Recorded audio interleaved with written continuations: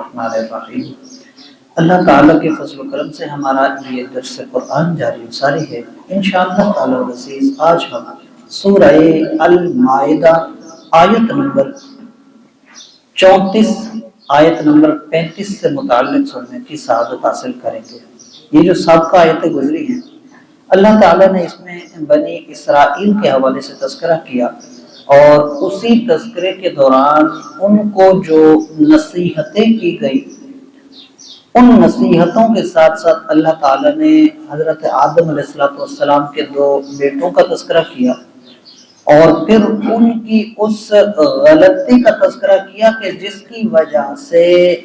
ان کے اوپر ذلت اور اللہ کی ناراضگی آئی۔ وہی چیزیں تذکرہ کرتے ہوئے پھر فرمایا کہ بنی اسرائیل کو بھی اللہ نے سمجھایا، بنی اسرائیل کو اللہ نے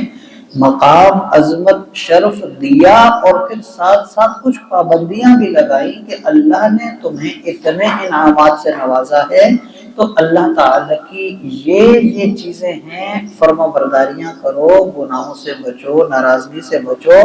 وہ نہیں جو بچتے تھے اور معاملات نہیں ہوتے تھے، اللہ نے فرمایا اسی وجہ سے اللہ نے پھر ان کے اوپر ذلت کو، رسوائی کو ان کا مقدر کیا۔ اس کے ساتھ ساتھ اب اللہ تعالیٰ نے یہ بھی فرمایا کہ یہ جو ہے نا، یہ دنیا کی ذلت ہے، آخرت کا عذاب تو اس سے بھی الگ ہے۔ وہ کیونکہ بنی اسرائیل بالخصوص یہود کا جو عقیدہ ہے وہ یہ ہے کہ آخرت میں ہم عذاب ہیں، اس لیے اللہ نے یہاں آخرت کا بھی تذکرہ فرمایا کہ ایسا نہیں، بلکہ آخرت میں ان کے لیے اور بھی عذاب ہے۔ ہاں، جو لوگ توبہ کر لیتے ہیں وہ ایک الگ چیز ہے کہ پھر وہ اللہ کی مرضی پر ہوتا ہے کہ اللہ انہیں معاف کرے یا اللہ انہیں سزا دے۔ اللہ تعالیٰ چاہے تو توبہ کرنے والوں کو معاف کر دے، ان کی توبہ کو قبول فرمائے، لیکن اگر حقوق العباد کے معاملات ہوں تو علماء پھر یہاں یہ بھی لکھتے ہیں کہ اس سے مراد یہ ہے جس کا حق کھایا ہے اس کا حق واپس کرے،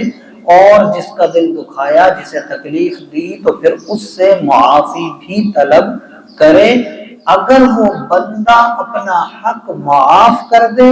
اگر وہ بندہ اپنی تکلیف جو اس کی پہنچی وہ اللہ کی رضا کے لیے معاف کر دے، یا پھر اس کی کوئی دیت لے کر، کوئی قیمت لے کر پھر معاف کر دے، تو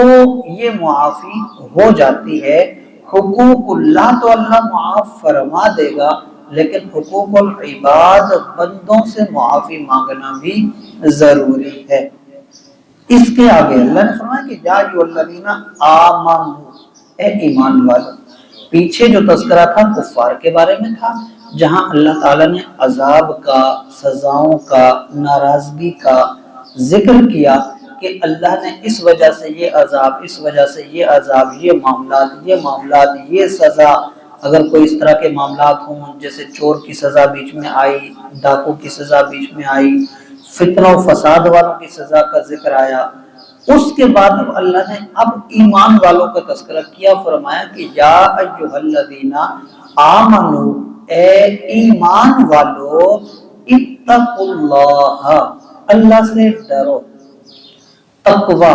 یہ جو آتا ہے لفظ، عربی میں ایک ایک لفظ کے کئی معنی ہوتے ہیں، اور وہ اس وقت کی، اس جملے کی مناسبت سے یہ علماء کرام اس میں دسترس حاصل کرتے ہیں کہ کہاں پر کون سا معنی اس کا نکلتا ہے، کون سا معنی اس کو درست یہاں مقصود ہو سکتا ہے۔ تو یہ جو لفظ تقوی ہے نا، ہم اردو میں بھی اس کو استعمال کرتے ہیں، اور اس کا معنی یہ ہوتا ہے نیک بننا۔ یعنی متقی کس کو کہتے ہیں؟ جو بندہ نیک ہو اس کو متقی کہتے ہیں۔ تقوی کا معنی ہے بچنا، تقوی کا معنی ہے ڈرنا۔